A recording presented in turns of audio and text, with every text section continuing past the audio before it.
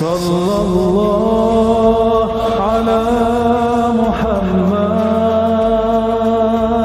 Sallallahu alaihi wasallam Sallallahu ala Muhammad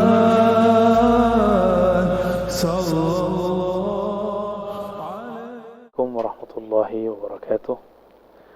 Alhamdulillah rabbil alamin wassalatu wassalamu ala sayyidil mursalin wa ala alihi wa ashabihi wa li baitihi wa dzurriyyatihi ajma'in. Bismillahilladzi la yadurru ma'a ismihi syai'un fil ardi wa la fis samaa'i as-sami'ul 'alim. Bismillahi na'udzu bi kalimatillahi tammati min syarri ma khalaq. Bismillahi nu'izu anfusana wa ahalina wa dzurriyyatina wal hadirin wal musyarikin والمحبين والمستمعين بكلمات الله التامات من شر ما خلق. Sahabat-sahabat dimulakan Allah, mari kita sama-sama meminta kepada Allah supaya Allah meridai kita, meridai orang-orang yang hidup bersama kita, meridai orang-orang yang berkhidmah untuk rumah-rumah Allah, untuk mengembangkan ilmu-ilmu Allah. Untuk mereka mari kita bacakan surah Al-Fatihah. A'udzubillahi Bismillahirrahmanirrahim. Ya kana mudiyana sina sallallahu. Semoga mereka yang tertimpa musibah sakit, virus, Allah berikan kebaikan. Jika kebaikan bagi mereka adalah sehat dan hidup, Allah hidupkan dengan segera. Allah sehatkan sesegera mungkin. Jika tidak, semoga Allah mengambil mereka dengan husnul khatimah. Amin ya rabbal alamin. Di tangan saya ada kitab Haqa'iqut Tasawuf, seperti yang kita sudah sampaikan di bulan yang lalu. Di sini Syekh Abdul Qadir Isa rahmatullahi taala alaih menjelaskan tentang basic dasar-dasar apa yang disebut tasawuf. Maka pada bab kedua beliau menyebutkan judul bab al-manhaj al-amali fi tasawuf. Manhaj amali. Apa arti manhaj? Manhaj itu sistem berpikir, struktur berpikir. Manhajnya sufi itu bukan manhaj kalam, berbicara nazari, teoritis, tidak, tapi manhajnya amali, praktek. Apa saja itu? Ada 8. Pertama, suhbah, berguru, nggak banyak teori, langsung berguru. Yang kedua, siapakah orang yang layak dijadikan guru? Disebut al-waris al-muhammadi. Yang ketiga, akhdhul ahad, kontrak belajar dengan guru. Kemudian al-ilm, ilmu mengenai apa yang diamalkan dari guru. Ada mujahadatun nafs. Nah, ini sangat penting sekali. Mujahadah, latihan untuk mengendalikan nafs, sisi keegoan kita. Nafs tidak mungkin kita bunuh kecuali dengan kematian. Maka selama hayat kita masih ada pada badan ini, kita tidak boleh membunuh nafs, jiwa, ego. Tapi yang ada adalah mengendalikannya. Pengendalian nafs mesti dilakukan dengan cara membimbingnya, melatihnya. Maka orang yang tidak pernah melatih nafsnya akan senantiasa menjadi sibaiyah, menjadi karakter yang sangat buas, karakter yang disebut bahimiyah, karakter yang kita artikan sebagai karakter binatang ternak. Yang keenam yaitu az-zikr, praktek zikir. Lalu yang ketujuh muzakarah, bermuzakarah dengan para ikhwan, bertanya kepada guru. Dan yang kedelapan, berkhalwat, menyepikan diri bersama Allah subhanahu wa ta'ala. Baik, kita masuk ke pilar yang pertama, yaitu suhbah. Suhbah dari bahasa Arab, ya, sahiba yashabu, suhbatan, berarti persahabatan. persahabatan hakiki adalah persahabatan yang membuat karakter sahabat itu mempengaruhi jiwa kita. Maka al-mar'u ala dini khalilih, begitu dalam hadis Abu Daud. Seseorang itu karakternya akan sama seperti karakter sahabatnya. Jadi jika bertanya tentang seseorang, jangan tanya tentang dia, tanyalah komunitasnya, tanyalah dengan siapa dia berkawan, tanyalah dengan siapa gurunya. Kata suhbah sudah menjadi bahasa Indonesia, yaitu sahabat. Namun sahabat dalam bahasa Indonesia lebih kepada teman. Tapi suhbah dalam bahasa tasawuf bisa berarti berguru, bisa juga berarti berteman. Suhbah ini, teman-teman, maka Allah, lis-suhbati atharan amiqan. Begitu kata Syekh Abdul Qadir Isa. Suhbah itu mempunyai pengaruh yang luar biasa kepada syakhsiyatil mar'i wa akhlaqihi wa sulukihi, kepada pembentukan sosok kepribadian seorang murid, akhlaknya, cara berbicaranya, cara kajiannya. Kenapa ada orang yang sudah hijrah, sudah mau tobat, tetapi kata-katanya justru lebih kasar daripada orang yang tidak hijrah?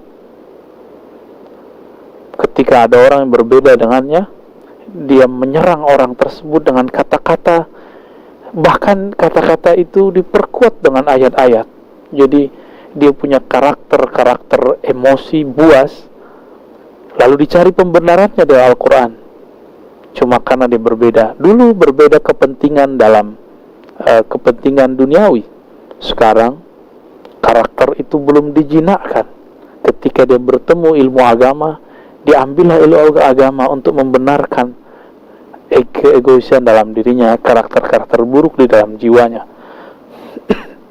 Jadi kenapa ada orang hijrah, bahkan mungkin sudah menjadi guru, karakternya tidak berubah, sudah menjadi ustadz, tapi masih suka kemudian berkata-kata kasar?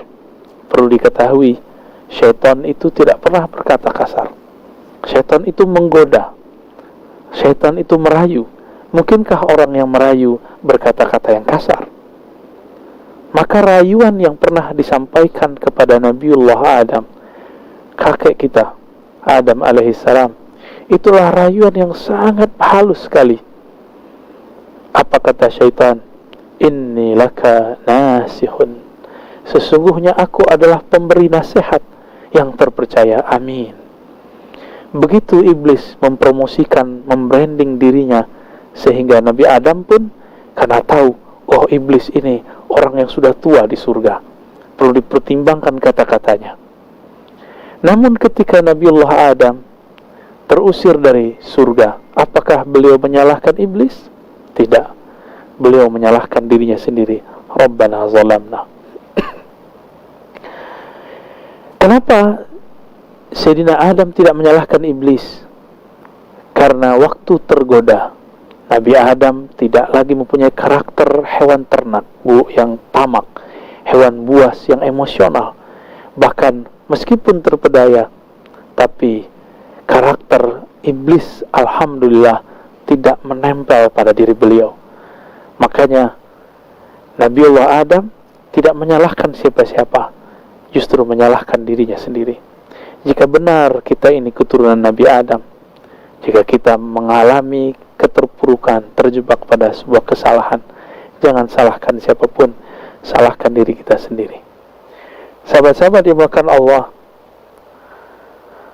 para sahabat radhiyallahu ta'ala anhum, pada paragraf yang ketiga dikatakan, wa manala sahabah radhiyallahu ta'ala anhum hadzal maqam as-sami, para sahabat tidak sampai kepada makom tingkatan yang tinggi ini, wa darajat rafi'ah ba'dan kanu fi zulumatil jahiliyah, setelah mereka berada dalam kegelapan akhlak-akhlak orang jahiliyah, illa bi musahabatihim li Rasulillah sallallahu alaihi wasallam wa mujalasatihim lah, kecuali setelah mereka suhbah dan julus kepada Nabi, suhbah berguru kepada Nabi, duduk bersama Nabi dan mendengarkan kata-kata Nabi.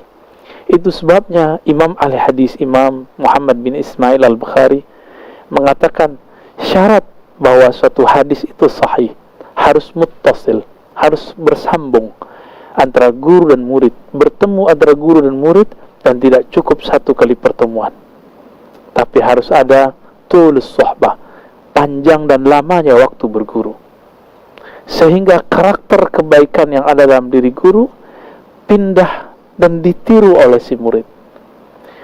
Para sahabat yang dulu mereka melakukan semua kemaksiatan, yang kemaksiatan itu ada pada saat ini, ada pada zaman modern ini. Sebut saja apa kemaksiatan hari ini, dulu ada di masa sahabat. Dengan karakter bercahaya dalam diri Nabi Muhammad SAW, itu mampu menerangi kembali kegelapan hati mereka. Dengan cara apa?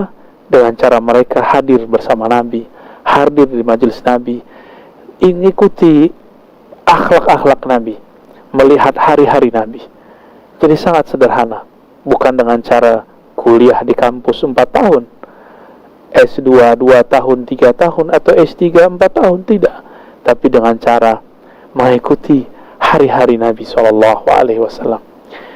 Lalu akhlak Nabi yang ada pada sahabat itu diambil oleh tabi'in.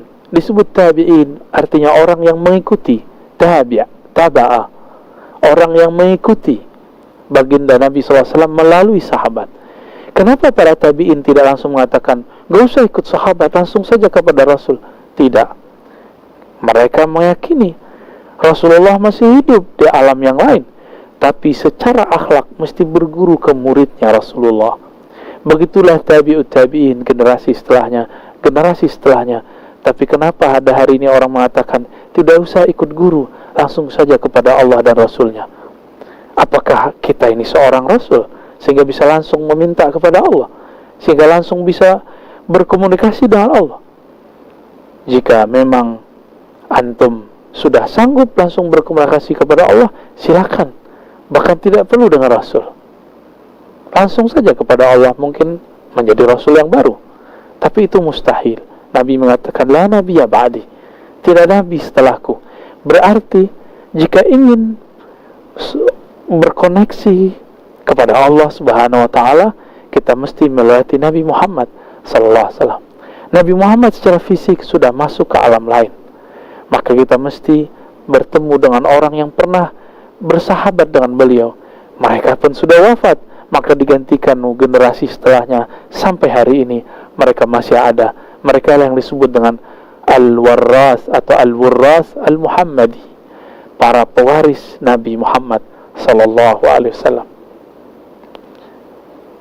Dan ini sahabat-sahabat maka Allah dikatakan di halaman 42-nya, khalidah khalidah ila qiyamis sa'ah, ini akan kekal sampai hari kiamat. Fa inna li Rasulillah sallallahu warasan minal ulama il arifin. Kenapa? Inilah perbedaan umat Muhammad dengan umat selainnya.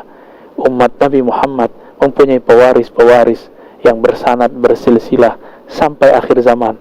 Mereka lah orang-orang yang arifina billah, yang mengenal Allah, bukan sekedar mengenal kitab-kitab, bukan sekedar yang mampu berdiskusi, tapi mereka adalah orang-orang yang mewarisi cahaya dari kalbu Nabi Muhammad sallallahu alaihi wasallam.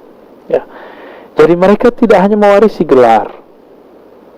Maka tidaklah penting gelar doktor, gelar MA, gelar LC, gelar sarjana, jika itu cuma membuat orang pintar berbicara, tapi tidak berpintar dalam bersuhbah, tidak pintar dalam berakhlak.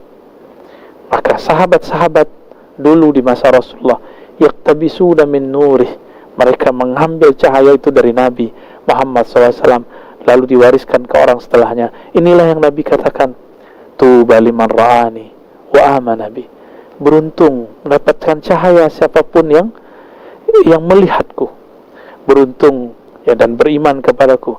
Beruntung juga siapa yang menjadi murid mereka, lalu murid mereka dan murid-murid terus sampai kemudian sampai akhir zaman. Alhamdulillah, Allah izinkan kita berguru kepada orang-orang yang mempunyai silsilah keilmuan kepada baginda Nabi Muhammad sallallahu alaihi wasallam. Dan ini teman-teman yang dimuliakan Allah, tidaklah dapat diperoleh dengan sekedar membaca kitab, dengan sekedar hanya membaca Quran sendiri. Bukan berarti kita melarang orang baca kitab, bukan berarti kita melarang orang baca Quran. Suatu kali Ubay ibn Ka'ab dalam halaman 45 diceritakan bahwa beliau melihat di masjid dan mendengar ada orang baca ayat Al-Quran yang berbeda dengan yang dia dengar dari Nabi Muhammad SAW. Kisah ini kan berulang kembali ketika kita melihat di masjid ada orang beramal berbeda dengan cara amalan yang kita terima dari guru kita atau ustadz yang kita anggap ustadz ahli sunnah, ustadz anti bid'ah. Apa yang terjadi? Kita ingin mengingkarinya. Tapi dulu karena Rasulullah masih hidup, maka orang ini diseret dibawa kepada Nabi. Ini juga terjadi pada Sayyidina Umar. Sayyidina Ubay juga sama. Ketika datang kepada Rasulullah, Rasulullah tidak langsung menghakimi apa yang dilakukan oleh Nabi. Nabi kemudian mengatakan kepada mereka berdua, kamu bacakan apa yang kamu hafal dari Quran. Kamu juga bacakan. Mereka masing-masing membacalah. Apa kata Nabi? Anda dua-duanya benar. Artinya teman-teman, sahabat-sahabat melakukan Allah, kebenaran mutlak milik Allah, tapi jalan mencapai kebenaran lebih daripada satu. Kebenaran mutlak hanya satu, tapi jalan mencapai kebenaran lebih dari satu. Maka jangan pernah memonopoli kebenaran yang hanya itu milik Allah Subhanahu wa ta'ala. Maka Rasulullah kemudian menepuk dada Ubay. Apa kata Ubay? Qad ghasyani darbun fi sadri. Ya. Ketika Nabi menepuk dadaku, maka seakan-akan dadanya bergetar, diliputi sesuatu, ya. Ka'anni anzuru ila Allah, sampai akhir hadis. Seakan aku melihat kepada Allah Subhanahu wa taala. Maka beliau Syekh Abdul Qadir Isa mengatakan, ya, wa min huna, di halaman 44-nya jika muncul senang, yatabayyan khata'u man yazun annahu yastati'u bi nafsihi ay yu'alija bi amradih ay yu'alija amradah al-qalbiyah. Maka kelirulah orang yang beranggapan bahwa dirinya sanggup mengobati dirinya sendiri, dirinya sanggup mengobati penyakit-penyakit kolbunya. Dan ini, teks ini dicetakkan awal-awal disalahfahami oleh pembaca, bahkan dipotong oleh mereka. Mungkin setelah ini juga ada yang memotong video kita, ya. Apa kata beliau? Keliru juga orang yang mengira ayatakhallasa min ilalihin nafsiyah, dia sanggup terbebas dari penyakit-penyakit keegoan bimajarrat qiraatil Quran, dengan hanya membaca Al-Quran. Syekh Abdul Qadir Isa pada bagian footnote-nya mengatakan, kalimat aku ini disalahfahami oleh orang-orang yang berprasangka buruk. Mereka mengira saya melarang orang baca Quran, menghina orang baca Quran. Begitulah orang-orang yang hasad, selalu memelintir kata-kata lalu tidak menjelaskan apa maksudnya, selalu motong kalimat tanpa menjelaskan kesempurnaannya. Dari dulu, dari masa beliau ternyata sudah begitu. Jika hari ini ada, mungkin mereka satu komplotan, satu pewaris. Ternyata sifat buruk pun diwariskan. Setiap orang yang ego tidak mau berguru akan mengalami hal yang sama dengan orang-orang sebelumnya, walaupun formulasinya berbeda.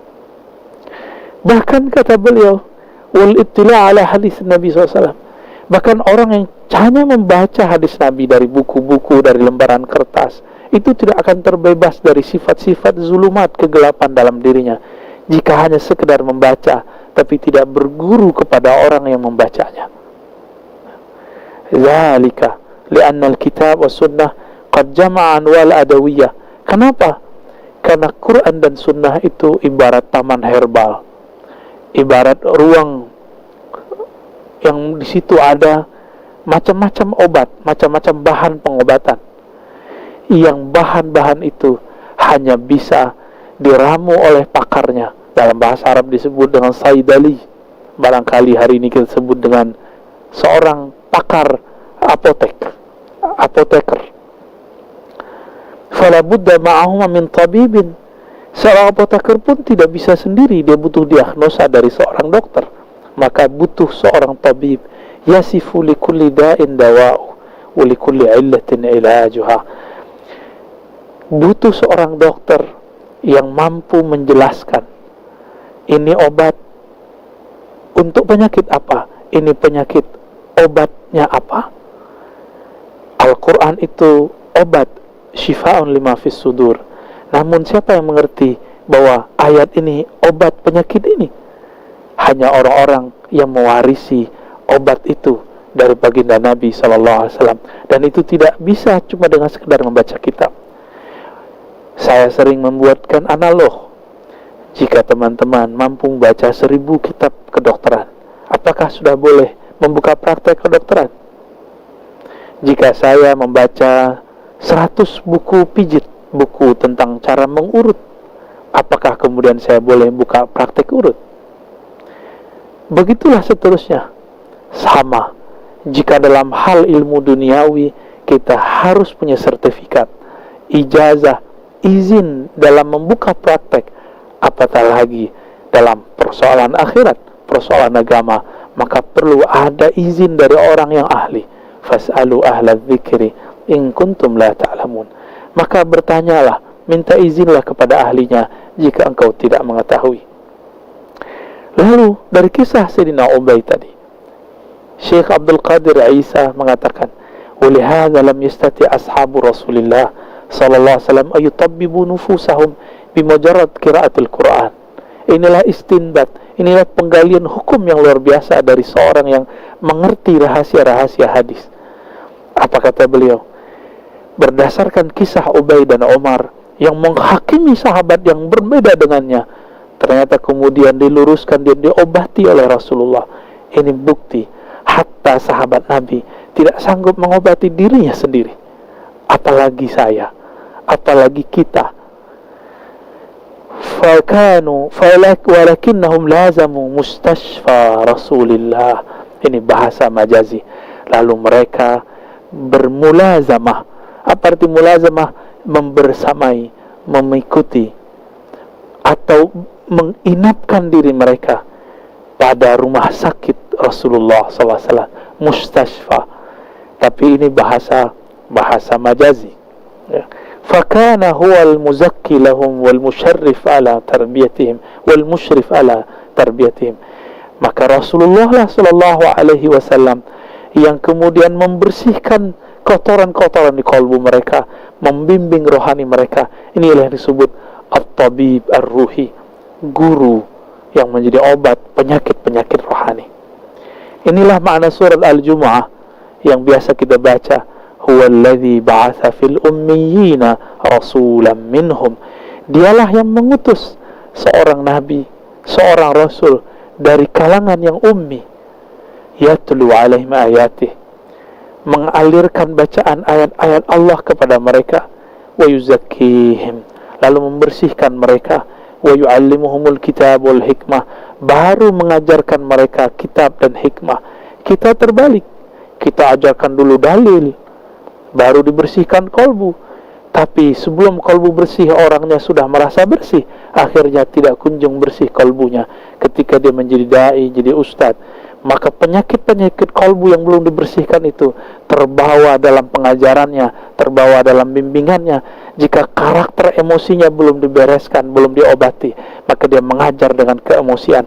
Jika karakter kasarnya, kata-kata yang menjijikkan, kata-kata menghardik belum dibersihkan dari kolbunya, dia jadi ulama, jadi ustadz, maka dia akan menghardik siapapun yang berbeda dengannya. Na'udzubillah min dzalik. Maka beliau mengatakan berdasarkan ayat ini, fatazkiyatu syai' wa ta'limul Quran syai' akhar, halaman 46. Penyucian jiwa itu sesuatu bab yang tersendiri. Wa ta'limul Quran syai', mentransfer knowledge, keilmuan tentang Quran, itu bab yang berbeda, tidak boleh disamakan, ya.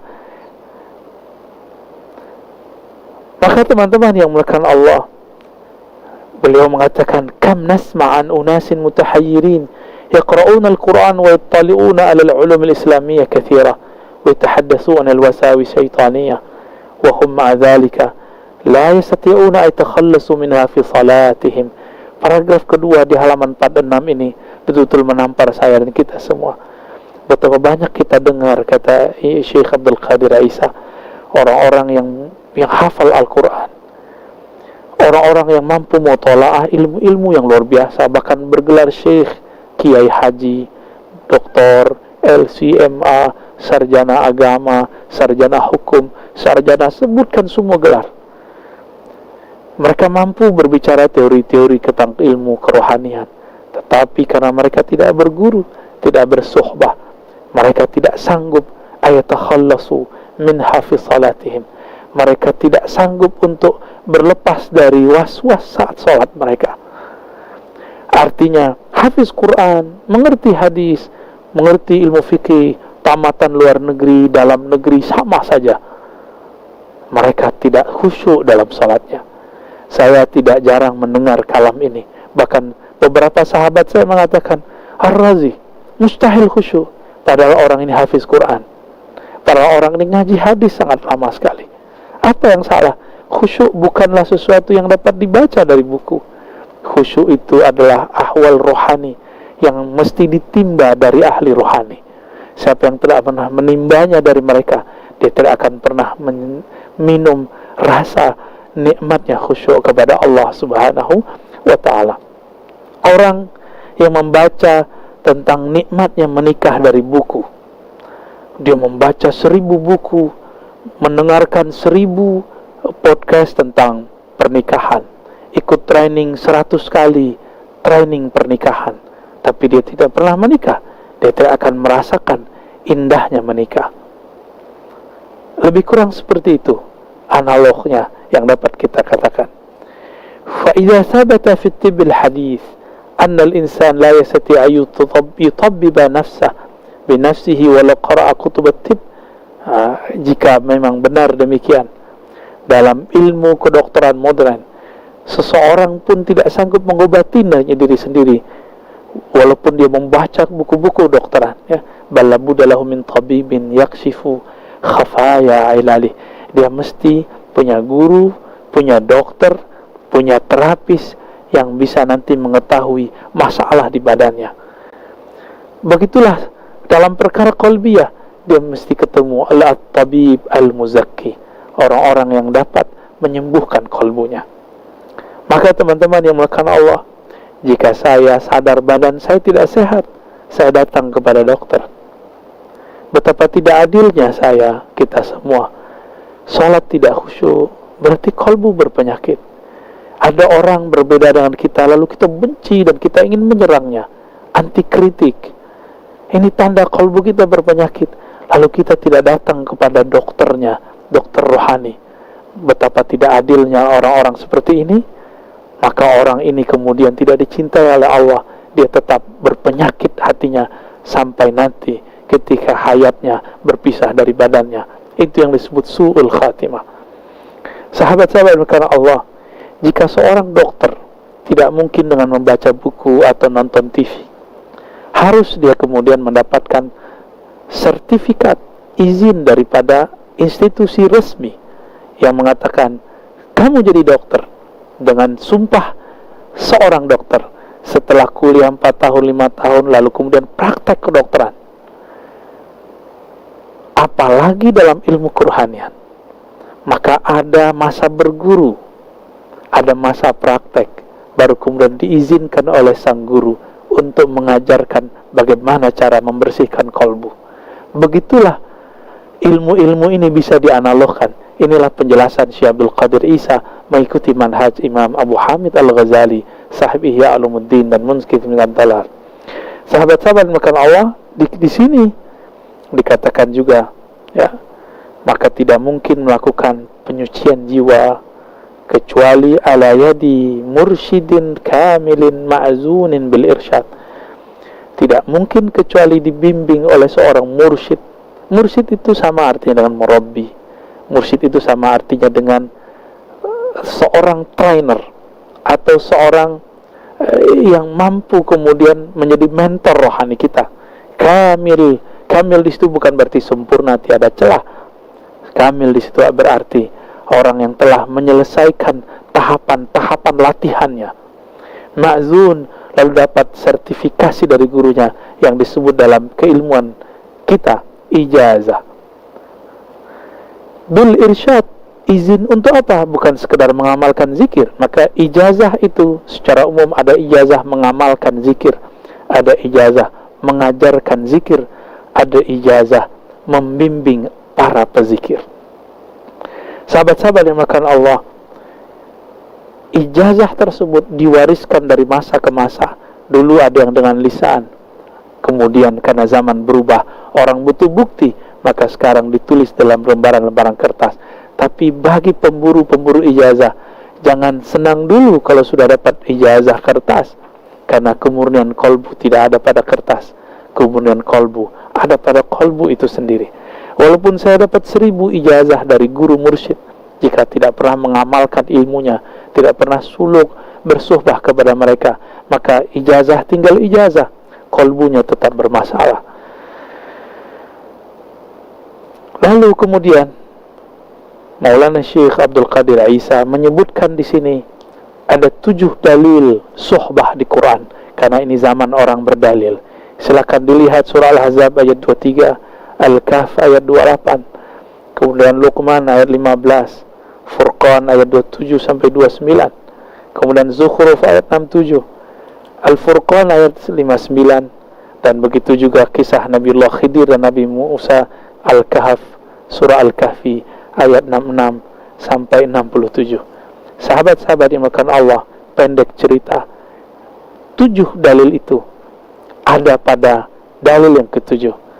Sayyidina Musa sudah jadi nabi. Coba bayangkan, seorang rasul, seorang nabi bisa berkalam-kalam dengan Allah, tapi masih butuh seorang guru. Adakah di antara kita yang lebih mulia daripada Nabi Musa?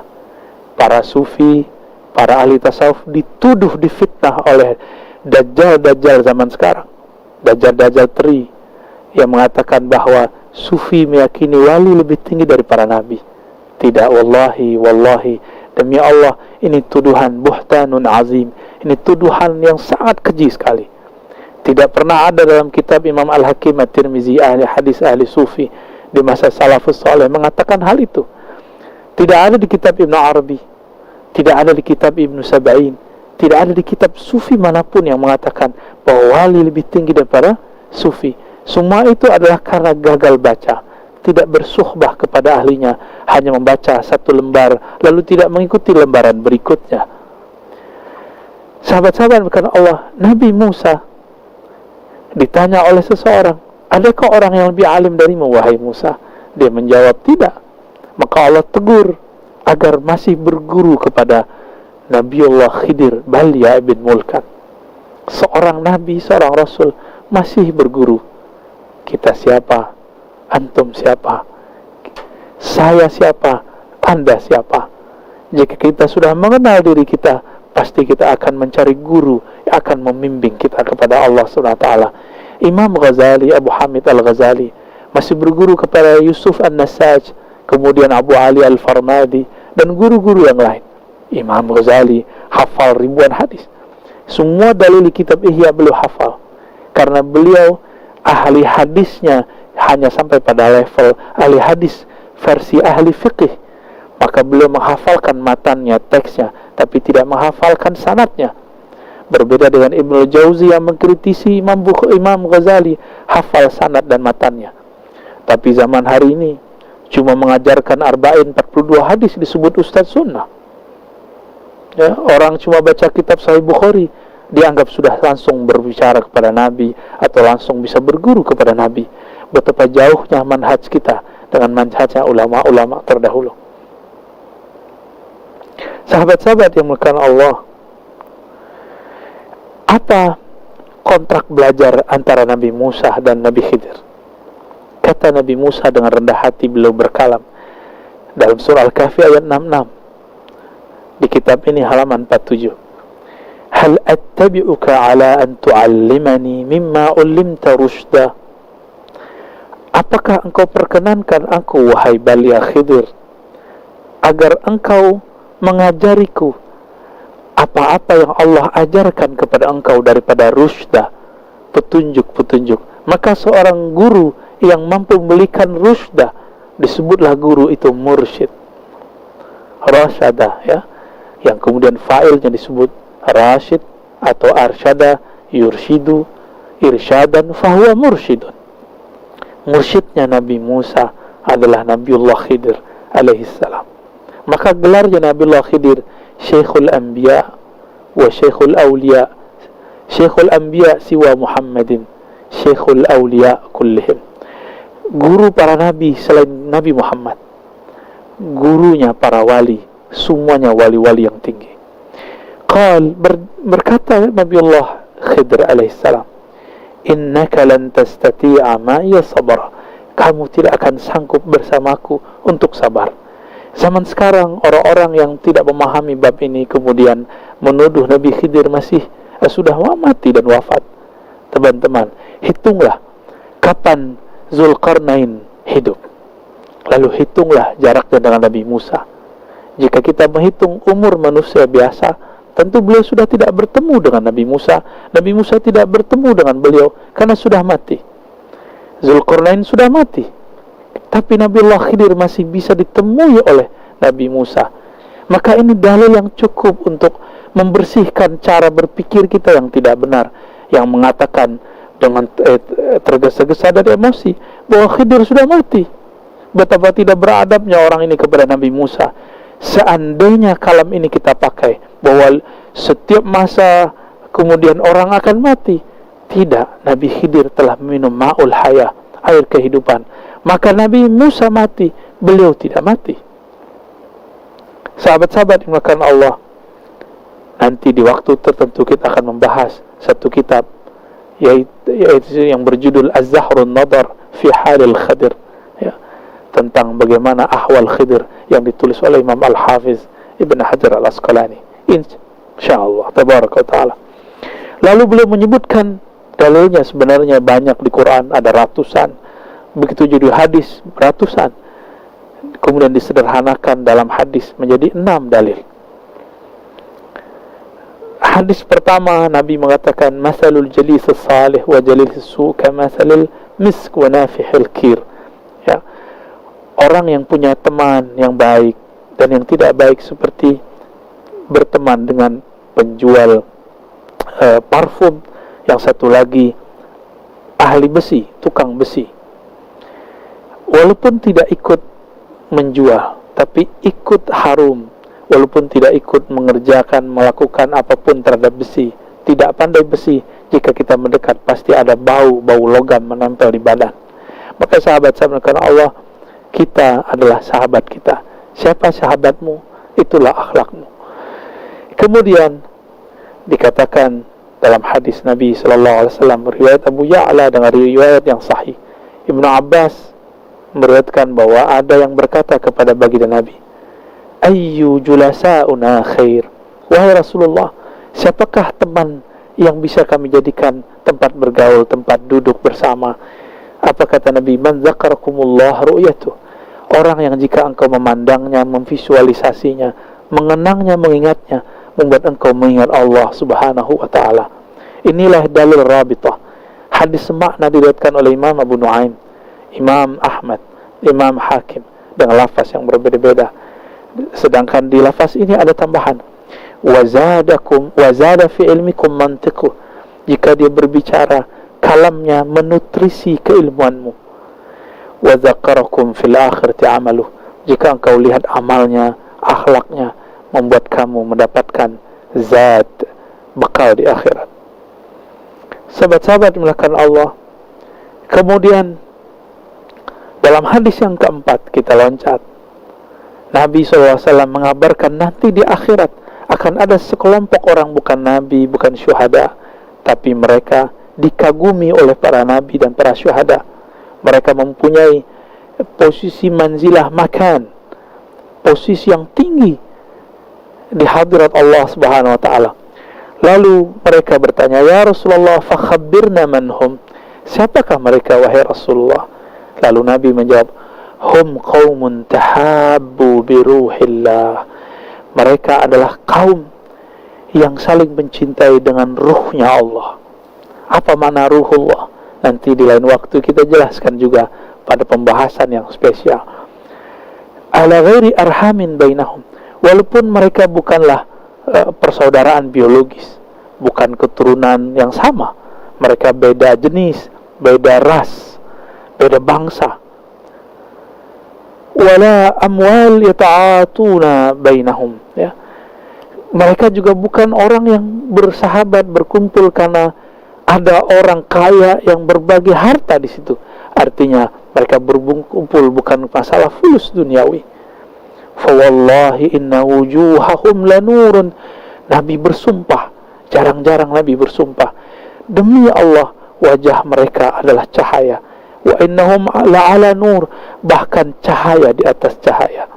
Wa la yakhafuna idza khafan nas, di saat manusia ketakutan mereka tidak takut. Di saat manusia sedang bersedih, mereka tidak bersedih. Lalu beliau membacakan ayat, ala inna awliya Allah la khawfun alaihim wa lahum yahzanun. Ketahuilah para wali-wali Allah itu nanti tidak ada rasa takut pada mereka, tidak ada kesedihan. Sebagaimana di bumi mereka tidak takut dihujat, maka di sana pun mereka tidak takut mengalami apapun. Surat Yunus ayat 62. Sahabat-sahabat melakukan Allah, tidak jarang ada orang mengancam kita dalam berdakwah, nanti saya akan menjadi saksi di padang mahsyar untuk memenjarakan, memasukkan kamu ke neraka. Boro-boro mau jadi saksi orang, kita sendiri belum tentu bisa mengurus diri, bersaksi untuk diri sendiri. Jaga kalam kita, jangan beragama dengan emosi. Jangan-jangan kita yang salah. Sahabat-sahabat yang melakukan Allah, karena hari ini orang tidak faham bab suhbah, maka yang bukan ulama dianggap ulama, yang ulama dianggap bukan ulama. Orang yang dari kecilnya sekolah keagamaan sampai S3-nya di ahli tafsir di negeri ini, dihormati orang ini di Al-Azhar, dihormati orang ini di kancah internasional, tapi di negerinya sendiri dihujat, dituduh Syiah, dituduh liberal, dituduh cuma karena ada satu perbedaan-perbedaan, yang perbedaan itu sudah dimaklumi oleh ahli ilmu.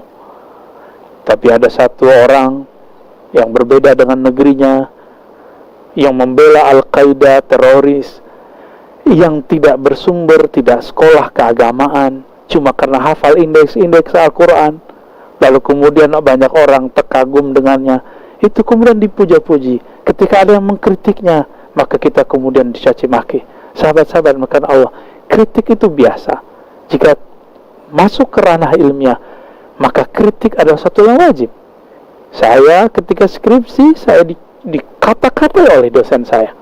Ketika S2 tesis lebih gila lagi. Ketika S3 lebih dahsyat lagi. Bahkan dikata-katai, kamu nih bodoh, nulis apa? Itu biasa. Dan itu tidak membuat kita kemudian dendam kepada orang. Namun orang beragama hari ini beragama dengan emosinya. Mungkin pada awalnya dia seorang yang emosional, ketika memakai baju agama, emosinya kemudian dicari pembenaran dari ayat-ayat Al-Quran. Maka kami mengimbau diri kami sendiri dan kita semua, hati-hati dalam bersahabat, hati-hati dalam bersuhbah, bermanhaj. Jangan salah berguru, jangan salah berkomunitas. Sahabat-sahabat yang melakukan Allah, beliau menyebutkan di sini beberapa hadis. Lalu ada satu kisah yang paling gampang, jalan pintas menuju Allah. Abu Dzar Al-Ghifari datang kepada Nabi, lalu mengatakan, ya Rasulullah, ar-rajul yuhibbul qaum wa la yastati' ya'mal amalahum. Ada orang, wahai Rasulullah, maksudnya diri sendiri, mencintai seseorang tapi tidak sanggup mengikuti amalannya. Apa kata Nabi? Nabi faham maksud Abu Dzar. Abu Dzar ini dari Bani Ghifar, kalamnya halus, tidak berani berbicara secara terbuka. Mereka orang-orang yang educate. Di zaman orang-orang Mekah saat itu sudah menyembah berhala, mereka masih menyembah Allah dalam agama yang hanif. Apa kata Nabi? Anta ya Aba Dzar. Ketika Abu Dzar menggunakan kata kiasan, Nabi langsung menjelaskan secara terbuka, wahai engkau, wahai Abu Dzar, ma'aman ahbabta, akan bersama siapapun yang engkau cintai. Jika cinta dengan Nabi, akan bersama dengan Nabi. Mana bukti cinta kita kepada Nabi? Sudahkah kita bersolat kepada Nabi? Sudahkah meniru akhlak Nabi? Nabi ketika dicaci maki tidak balas mencaci maki. Ketika beliau dilempari oleh orang-orang Taif dengan lemparan yang menyakitkan dan menghinakan, beliau tidak membalas dengan doa sumpah serapah, hadakallah, saya akan jadi saksi engkau nanti di akhirat. Tidak. Ya, cari makan. Tidak. Nggak ada kalam-kalam begitu. Ya, bahkan tidak ada kalam anjing, kalam monyet, kalam binatang-binatang. Teman-teman, jika kolbu kita di dalamnya masih ada kebun binatang, maka yang keluar nanti nama-nama binatang. Jika di dalam kolbu ini ada kekotoran seperti WC, maka yang keluar nanti sumpah serapah yang jorok seperti yang ada di tempat buang air. Maka orang-orang seperti ini wajib dibersihkan. Maka sahabat-sahabat yang mendapatkan sahabat atau musuh seperti ini, jangan membalas. Orang ini masih perlu diobati. Suatu kali Hanzalah dan Abu Bakar bertemu di jalan. Apa kata Abu Bakar? Kaifa anta ya Hanzalah? Ada apa dengan wajahmu wahai Hanzalah? Berarti di zaman Rasulullah para sahabat pun mengalami kegoncangan. Jangan dikira sahabat itu langsung sempurna. Mereka mengalami proses-proses juga. Mereka tidak kemudian cukup baca buku atau nonton YouTube atau ikut Zoom semata atau baca lembaran-lembaran terjemahan. Tidak. Mereka kemudian mengadu berguru kepada Nabi. Bertemulah dua orang ini di tengah jalan. Apa kata Hanzalah? Nafaqah Hanzalah. Hari ini Hanzalah telah munafik wahai Abu Bakar. Qala subhanallah ma taqul? Apa maksudmu wahai Hanzalah? Ya. Lalu dia menjawab, nakunu ma inda Rasulillah yudzakkiruna bil jannati wan nar ka'anna ra'ya 'ainin. Ketika Nabi mengajari kami tentang surga neraka, seakan-akan kami langsung memandang surga neraka. Ini yang kita sebut kasyaf. Beberapa orang kita diceritakan surga neraka, Allah perlihatkan dalam alam rohaninya tentang surga neraka. Ada orang yang tidak, dia cukup dengan tasdik dan percaya. Tapi kasyaf bukanlah jaminan orang ini selalu benar. Inilah Hanzalah. Dia kemudian merasa dirinya tidak benar ketika keluar pulang ke rumahnya. Afasana al-azwaj wal aulad wal dayat nasina kathiran. Ketika kami kemudian pulang ke rumah, ketemu pasangan, anak, ketemu aktivitas, apalagi zaman sekarang ketemu gadget, smartphone, ketemu game, ketemu semuanya. Apa kata beliau? Nasina kathiran. Kami lupa banyak hal. Saya tidak tahu teman-teman apa yang dikatakan Abu Bakar dan Hanzalah seandainya mereka hidup di zaman kita. Lalu beliau berdua melihat aktivitas kita pulang. Kita lebih sedang buka YouTube, nonton film-film Korea kah. Tidak dilarang berhibur diri. Tapi jika waktu kita menghibur diri dalam sifat duniawi lebih banyak daripada ukhrawi, maka inilah yang dikatakan oleh Hanzalah. Hanzalah menuduh dirinya munafik, tidak menuduh orang munafik. Inilah sahabat Nabi, tidak pernah mengatakan dirinya munafik, tapi dia mengatakan nafaqah Hanzalah. Hanzalah lah yang munafik. Kata Abu Bakar, wallah, saya juga begitu. Ternyata Abu Bakar menemukan hal yang sama dengan Hanzalah. Selevel Abu Bakar merasakan hal yang sama, apalagi saya. Saya juga yakin teman-teman sahabat merasakan yang sama. Kemudian datanglah mereka kepada Rasulullah. Lalu Rasulullah mendengar kalam Hanzalah. Apa kata Hanzalah? Nafaqah Hanzalah ya Rasulullah. Hanzalah munafik wahai Rasulullah.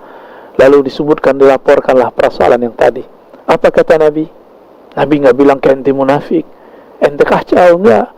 Nabi mengatakan, walladzi nafsi biyadi, demi zatku, demi jiwaku yang ada dalam genggamannya, lau tadumuna ala ma kunta kununa indi fi dzikri wa fi dzikri la safatkumul malaikah ala furusikum wa fi turukikum walakin ya Hanzalah sa'a wa sa'a.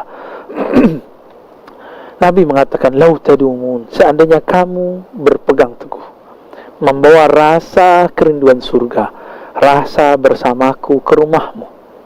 Ini yang kita sebut rabitah, rabitatul syekh, rabitatul kubur, rabitatul akhirah, mengikatkan hati dengan guru, mengikatkan hati dengan akhirat.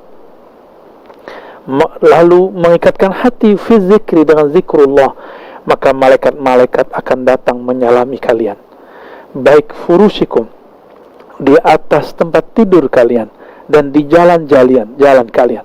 Apa maksudnya? Dua tempat ini, teman-teman, adalah dua tempat yang paling mudah orang lalai. Kita lalai saat kita tidur di kasur-kasur kita, di ranjang-ranjang kita. Kita lalai saat kita di jalan, karena mata kita jelalatan. Kita melihat hal yang indah-indah menurut diri yang fisik. Tapi Nabi mengatakan apa? Kalau kamu bisa istiqomah membawa rasa ini ke rumahmu, ke tempat bekerjamu, ke tempat manapun engkau pergi, maka malaikat akan menyalamimu. Maka beberapa sahabat merasa dihadiri oleh malaikat-malaikat Allah. Begitu juga yang kita saksikan dari sahabat-sahabat kita yang Allah bukakan hatinya di saat zikir, di saat membaca Al-Quran. Dia mengalami hal yang sama dengan para sahabat. Tapi Nabi mengatakan, ya Hanzalah, walakin ya Hanzalah, sa'ah, bertahap, hai Hanzalah, sedikit demi sedikit, wahai Hanzalah. Jangan langsung kemudian instan. Inilah yang disebut suhbah, berguru, mengamalkan pelan-pelan. Maka Nabi ketika bertemu peminum khamar, Nabi gak bilang, kamu jangan minum khamar. Tapi kemudian turun ayat menjelaskan bahwa manfaat khamar tidak lebih besar daripada mudaratnya. Dibiarkan dulu. Tidak langsung mengatakan khamar haram. Oh, ini haram, ini bid'ah. Ini bukan tariqahnya Nabi, bukan manhajnya Nabi Muhammad SAW. Itulah mursyid rohani. Lalu turunlah kemudian di masa berikut ketika ada kasus. Apa kata Allah? Bahwa dosanya akibat dari meminumnya lebih berbahaya daripada tidak meminumnya. Lalu terakhir ketika ada kasus berikut, mereka sholat, lalu ayatnya berganti lafaz, baru kemudian dilarang sholat, lalu kemudian baru diharamkan. Maka sahabat-sahabat yang muliakan Allah, begitulah cara Nabi mendidik. Mulailah kenalkan seseorang kepada Allah, lalu ajarkan pelan-pelan membersihkan dirinya. Dulu seorang ulama, pendiri Institut Ilmu Al-Quran dan PTIQ, ya, dua lembaga besar di Indonesia ini, yang S1, S2, S3-nya, yang sekarang saya mengajar di salah satu lembaganya, bernama Syekh Kiai Haji Ibrahim Hussein. Beliau mempunyai tradisi seperti kiai kebanyakan di Pulau Jawa, di Nusantara ini, yaitu syurbud dukhan, mengkonsumsi rokok. Lalu beliau sakit, datang kepada dokter. Dokternya mengatakan berhenti. Karena beliau menghargai ilmu seorang dokter ini, maka beliau berhentilah secara mendadak, tidak bertahap. Apa yang terjadi? Sakitnya bertambah parah, badannya bertambah lemah, nafsu makannya tidak ada, wajahnya terlihat lesu, tubuhnya lunglai. Karena masalah ini akhirnya beliau datang lagi ke dokter, dicarilah dokter, ketemulah dokter yang lebih senior. Apa kata dokter ini? Siapa yang melarang Pak Kiai untuk merokok? Secara mendadak. Lalu kemudian beliau merahasiakan nama dokternya. Kata si dokter senior ini, itu dokter baru praktek, dia belum mengerti cara menterapi orang, jam terbangnya belum banyak. Pak Kiai kalau mau berhenti, bertahap. Kembalilah merokok, tinggalkan secara bertahap, sehingga kemudian dia bisa terbebas secara mutlak. Ternyata terapi orang narkoba juga sama, terapi orang-orang kecanduan minum juga sama, terapi orang yang terkena penyakit maksiat juga sama. Sahabat-sahabat kepada Allah, itulah seni seorang guru dalam mentazkiyah qalbu murid-muridnya. Maka di sini di halaman 50 sampai akhir bab, beliau menjelaskan tentang kalam-kalam ulama mengenai pentingnya berguru. Jika mereka menganggap berguru itu penting, yang paling menarik adalah tentang kalam Ibnu Qayyim Al-Jauziyah yang memberikan kriteria bahwa guru yang akan kita cari adalah guru yang tidak mengikuti hawa nafsu, tapi guru yang zakir, yang ingat kepada Allah, yang tidak ghaflah, yang tidak lupa. Bagi beliau menemukan pada salah satu sosok gurunya, Ini yang disebutkan dalam kitab Awabilus Sayyib. Jika mereka berguru, apalagi kita. Sahabat-sahabat makanan Allah, inilah beberapa kajian bedah kitab dari Haqaiq An-Tasawuf. Semoga bertambah nutrisi keilmuan dalam diri kita. Wassallallahu ala Muhammad.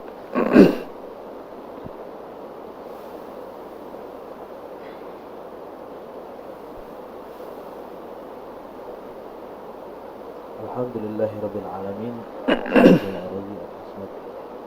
Alhamdulillah kita menambah wawasan keislaman kita hari ini. Semoga kita dapat ilmu yang bermanfaat.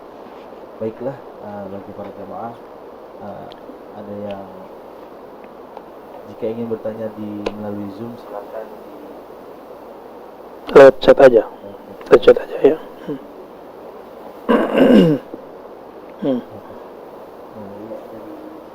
Iya ya, tolong.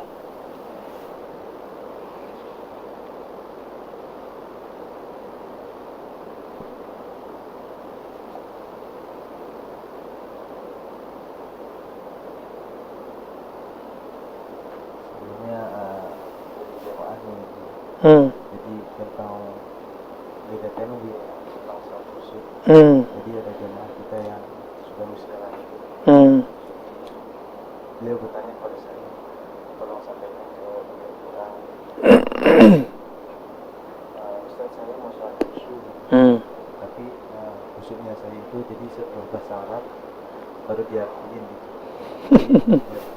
Jadi misalkan sujud ya,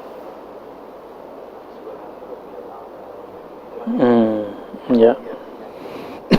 karena itu buat saya khusyuk itu bisa nggak atau memang harus berbarengan, jadi jadi hatinya tetap cuma. Iya ya. Atau ada cara lain Bu ya, si Buya itu? Wah, mau cara lain nih. Teman-teman yang mengatakan Allah, khusyuk itu bukanlah menerjemah. Khusyuk di dalam surah Ghasyiyah dikaitkan dengan absar. Absaruha khasyi'ah, pandangannya tunduk. Maka khusyuk yang dimaksud dalam salat adalah pandangan basirahnya, pandangan batinnya tunduk kepada Allah Subhanahu wa ta'ala. Kita kalau bertemu orang yang sangat kita hormati, kita akan tertunduk, tidak mampu melihat wajahnya yang mulia kecuali beliau memperkenankannya. Dulu waktu saya berguru kepada masyaikh-masyaikh dari Suriah, kita awalnya tidak sanggup memandang wajah mereka sampai mereka mengatakan, tabi'uni, matanya lihat sini. Ini perbedaan orang kita berguru dengan orang Arab. Kita berguru ke kiai-kiai masyaikh kita, mata kita tertunduk. Ini yang disebut adab. Tapi bagi mereka melihat wajahnya yang disebut beradab, itu juga disebut khusyuk. Betul, banyak metode untuk khusyuk. Tapi Nabi tidak pernah memaksakan umat untuk menerjemah dan memahami bacaan yang kita baca. Inilah masalah dosa-dosa kita yang sudah kita timbun lama. Kita belajar Al-Quran, cuma belajar hafalannya, bacaannya, tapi tidak melatihkan memahami maknanya. Maka orang-orang di luar agama kita, peneliti-peneliti dari barat sana, mereka heran, kenapa ada orang Islam baca Quran tapi dia tidak mengerti isinya, membacanya lancar tapi pemahamannya tidak mengerti. Ini aneh daripada umat Islam. Sedangkan di agama mereka, kitab-kitab sucinya diterjemah. Meskipun kemudian pasti terjadi beberapa perubahan, tapi targetnya mereka membaca lalu faham. Di dalam Islam, untuk menjaga keutuhan, kemurnian, keotentikan Quran tidak boleh dibawakan yang di dalam salat itu adalah Quran terjemahan, mesti Quran yang asli, yaitu teks Arabnya. Di luar itu kita boleh menerjemah. Tapi teman-teman, metode memahami bacaan untuk khusyuk itu metode biasa, metode lama. Ini yang diistinbatkan orang, janganlah kamu sholat wa antum sukara. Jangan kamu sholat kamu dalam keadaan mabuk sampai kamu sadar apa yang kamu baca. Tapi orang yang membawa makna ayat ini ke makna khusyuk, ini tidak memahami asbabun nuzulnya dengan baik. asbabun nuzul ayat ini adalah orang-orang yang sholat dalam keadaan mabuk, dan mereka tidak memahami apa yang dia baca, nggak sadar apa yang dia baca, sehingga merubah beberapa ayat. Bukan orang seperti orang Indonesia atau sekitar Indonesia yang tidak mengerti bahasa Arab lalu membaca. Ini bukan mabuk. Jadi betapa kita zalim kepada umat lalu mengatakan mereka yang tidak paham baca Quran lalu disebut mereka mabuk. Jika demikian, maka semua mungkin 90% orang yang sholat di masjid-masjid kita adalah orang mabuk. Karena yang mengerti, yang nyantri, yang belajar bahasa Arab cuma beberapa orang. Maka adakah cara lain? Pertanyaan terakhir ini yang akan kita jawab. Ada. Khusyuk itu terbit dari kolbu. Maka bersihkan kolbu dari selain Allah, isilah dia dengan nama Allah, keagungan sifat-sifat Allah. Maka rasakanlah salat Anda, salat kita, salat antum akan khusyuk. Tapi mungkinkah yang mengisinya, yang memvaksin si kolbu itu orang yang tidak ahli? Cuma lewat YouTube, lewat Zoom? Tidak mungkin. Mesti berguru, bertatap muka kepada mereka. Tapi zaman ini, sahabat-sahabat Allah, sepertinya berguru tatap muka susah sekali. Maka kita serahkan saja kepada Allah. Jika memang sahabat-sahabat takut untuk berguru kepada orang secara langsung karena zaman seperti ini, maka ilmui saja. Lalu ketika selesai sholat, astagfirullahalazim, minta ampun kepada Allah karena sholatnya tidak khusyuk. Jangan berhalakan khusyuk, tapi sembahlah Allah yang menyuruh kita untuk sholat.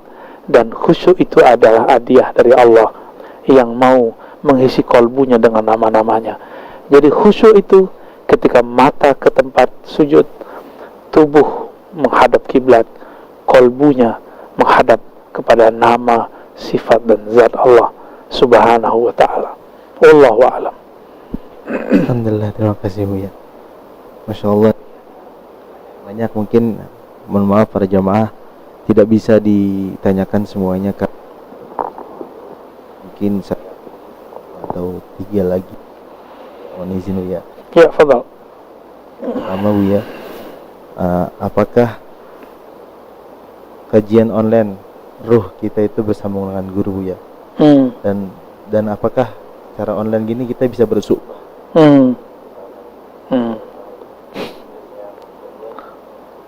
Apakah kalau sebelum tarikat yang pernah kita ikuti itu boleh ditarik ke tarikat tertentu?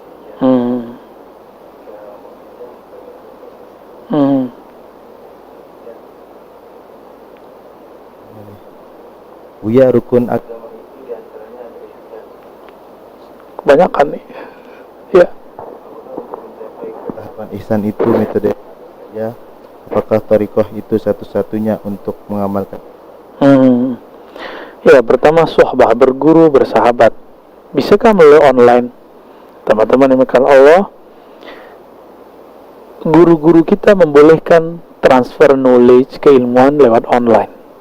Tapi bagaimana kita akan mentransfer ahwal rohani, semangat beribadah, semangat untuk berzikir, energi yang ada dalam kolbu seorang guru ditransfer oleh recording yang ada di dalam YouTube atau Zoom? Tentu susah. Namun beberapa orang yang hatinya lembut tetap akan bergetar ketika sang guru berbicara meskipun dari balik layar. Kenapa? Inilah rahasia hadis tadi. Anta ma'aman ahbabta.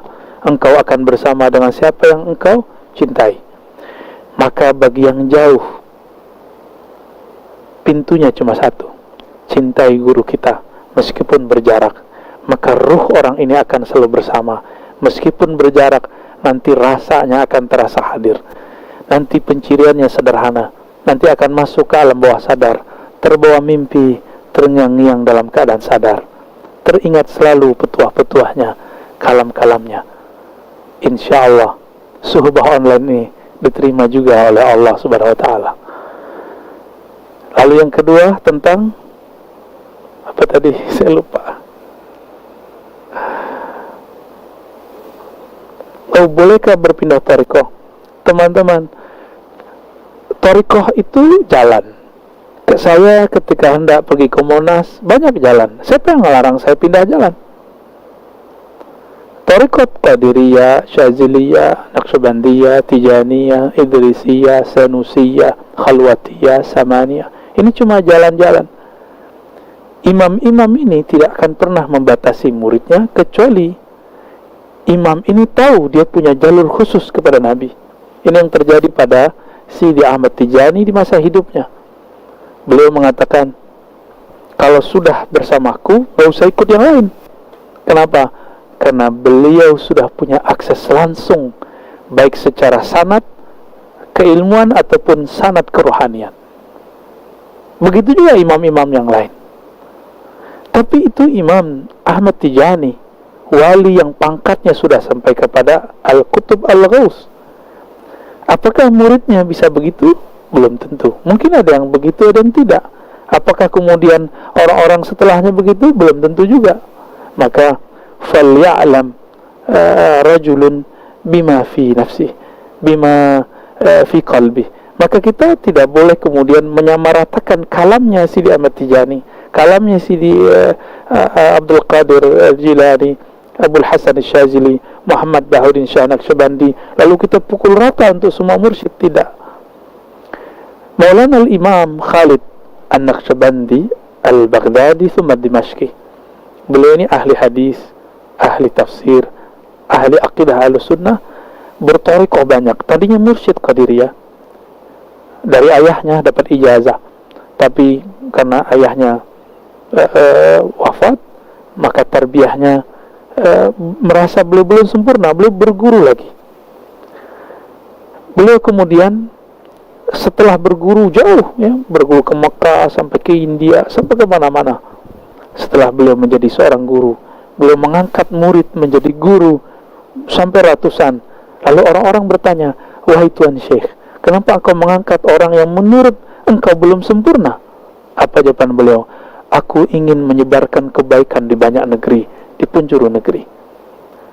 Maka bukan berarti orang-orang yang diangkat khalifah kah, muqaddam kah, wakil talqin kah, itu sesempurna gurunya. Maka kalam guru kita harus timbang-timbang dulu, ini beliau berbicara pada haknya atau berbicara pada hak muridnya secara umum. Kalau tidak, nanti akan menyebabkan tarekat tertutup. Ini yang kemudian membuat orang-orang takut beralih thariqah, ya. Teman-teman, berthariqah itu sama seperti sekolah. Kurikulumnya sama, tapi berbeda gurunya. Berthariqah itu sama dengan masuk ke resto. Anggap saja rumah makan Padang atau rumah makan Sunda. Nama sama, tapi ketika ahli masaknya berbeda, kita akan berbeda menikmatinya. Kita akan tandain, rumah makan Padang yang ini enak, yang sono tidak enak. Sama-sama rendang, tapi berbeda. Makan liwet Sunda ini enak, yang di sono kurang enak. Kenapa kita berani mengatakan seperti itu? Karena perbedaan cara menyajikan dan rasanya. Teman-teman yang melakukan Allah, jadi bolehkah saya pindah? Boleh, jika tidak ada peningkatan spiritual. Bukan berarti thariqahnya yang tidak meningkat, bukan berarti mursyidnya tidak hebat. Mungkin kita tidak berjodoh dengan mursyid tersebut, mungkin kita tidak sesuai dengan kurikulum yang ada pada thariqah tersebut. Jika demikian, pindahlah.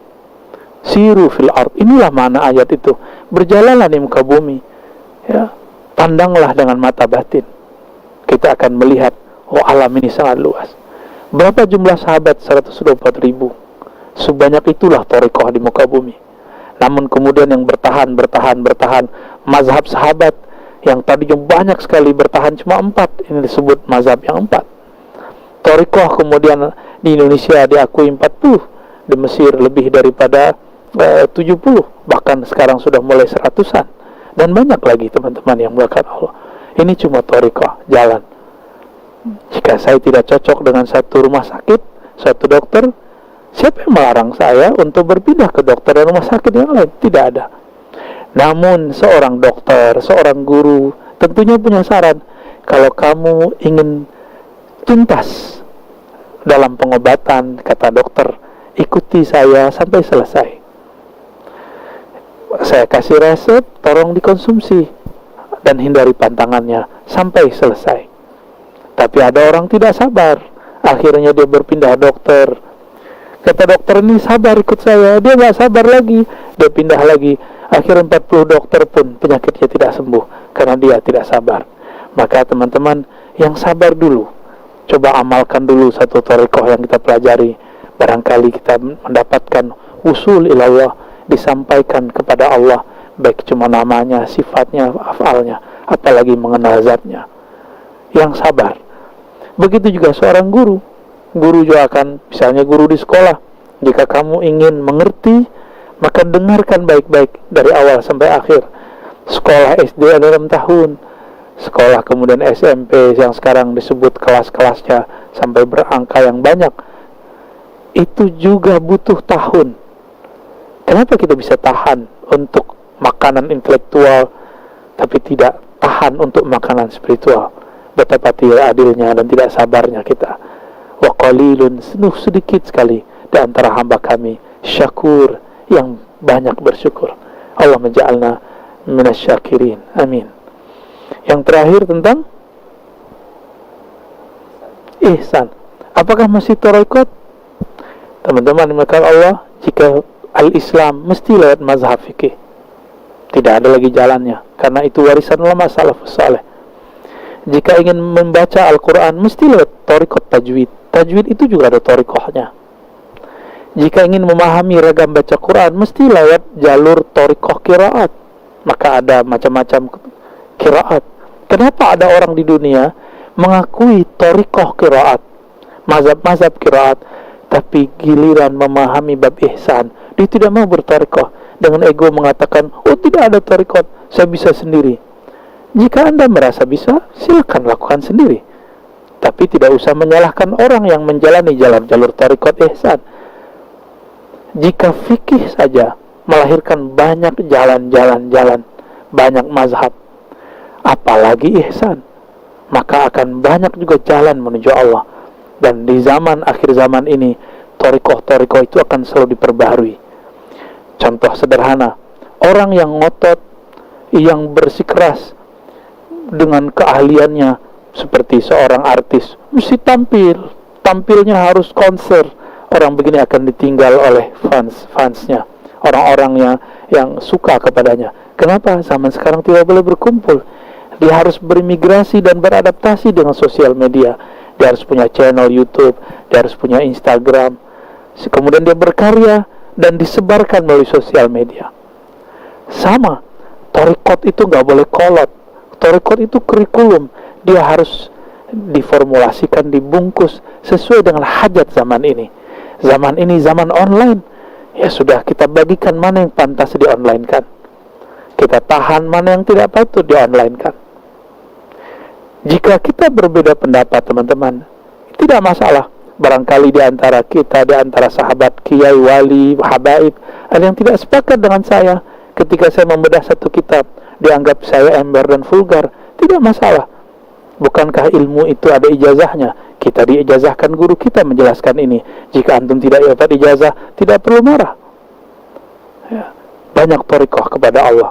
Kita harus, ketika ilmu-ilmu tentang bid'ah sudah dibuka, ilmu tentang sunnah juga harus dibuka.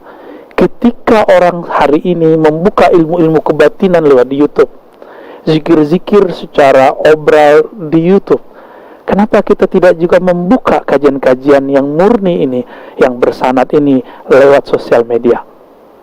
Kita melarang orang tapi tidak memberikan jalan keluar.